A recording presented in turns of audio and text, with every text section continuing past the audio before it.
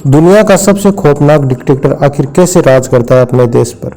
North Korea में आम लोगों की डेली लाइफ कैसे गुजरती है, ये सोचने में भी आपको घुटन महसूस होगी। यहाँ सरकार की पूरी कोशिश रहती है कि लोगों की पर्सनल लाइफ के हर एस्पेक्ट को कंट्रोल किया जाए। कौन कहाँ रहेगा, क्या काम करेगा, क्या पढ़ेगा, ये सब सरकार डिसाइड करती है। आप कैसे कपड़े पहनते हो, कैसे बाल कटवाते हो, कैसी फिल्में देखते हो, ये भी सरकार आपको बताती है। एक रैंडम टाइम पर आपको फ़ोन का ऑपरेटिंग सिस्टम एक स्क्रीनशॉट लेगा और ये स्क्रीनशॉट जाता है सीधा सरकार के पास, ताकि उन्हें हमेशा पता लग सके कि आप अपने फ़ोन पर क्या देख रहे हैं। क्राइम दादा ने किया है, लेकिन सज़ा पोते तक को भुगतनी पड़ती है।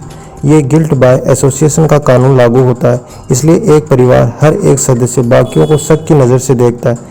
एक भाई अपनी बहन को, एक पिता अपने बेटे से खुलकर बात करने में भी कतराता है। इन सब के बावजूद भी पिछले कुछ सालों में किम जोंग की पकड़ कमजोर पड़ती जा रही है। साइलेंट रेवोल्यूशन देखने को मिल रहा है, जिसे चला रही है नॉर्थ कोरिया की औरतें। साल 1981 नॉर्थ कोरिया के पॉलिटिकल प्रिजन कैंप नंबर 14 में एक प्रेग्नेंट औरत को कैद किया गया। इस औरत का जेल में ही बच्चा पैदा होता है। अपने बच्चे का यह नाम रखती है सिन डोंग हक, और ये लड़का जेल में ही बड़ा होता है। असल में बात क्या है कि नॉर्थ कोरिया की सरकार गिल्ट बाय एसोसिएशन के कॉन्सेप्ट को मानती है। अगर कोई व्यक्ति पॉलिटिकल क्राइम करता है तो उसके पूरे परिवार को जेल में डाल दिया जाता है। एक इंसान के किए की सजा 3 जनरेशन को भुगतनी पड़ती है, यानी कि दादा ने क्राइम किया है तो पोते को भी जेल में जाना पड़ेगा। इसलिए सिंडोंग बचपन से ही जेल में बड़ा हुआ, क्योंकि नॉर्थ कोरिया सरकार का मानना था कि उसका खून गंदा हो चुका है। जेल में उसका बचपन बहुत ही खराब हालातों में गुजरा। उसे खाने में सिर्फ थोड़ा सा मक्के का दलिया दिया जाता था।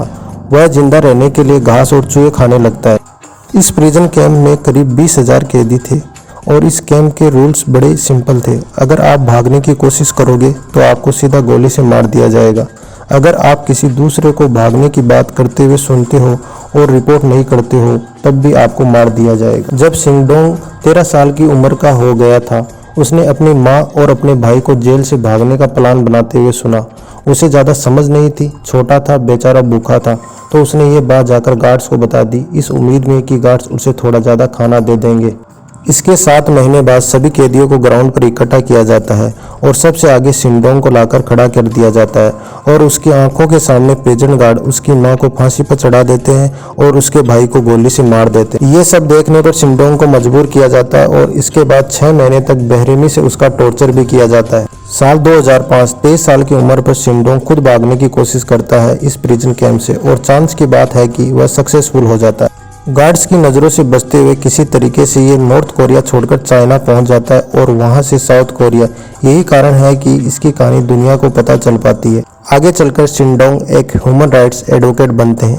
यूनाइटेड नेशन तक इनकी आवाज़ पहुंचती है और इन पर बड़ी फेमस किताब लिखी जाती है, एस्केप फ्रॉम कैंपस 14। वीडियो अच्छा लगा तो लाइक, शेयर एंड सब्सक्राइब करें।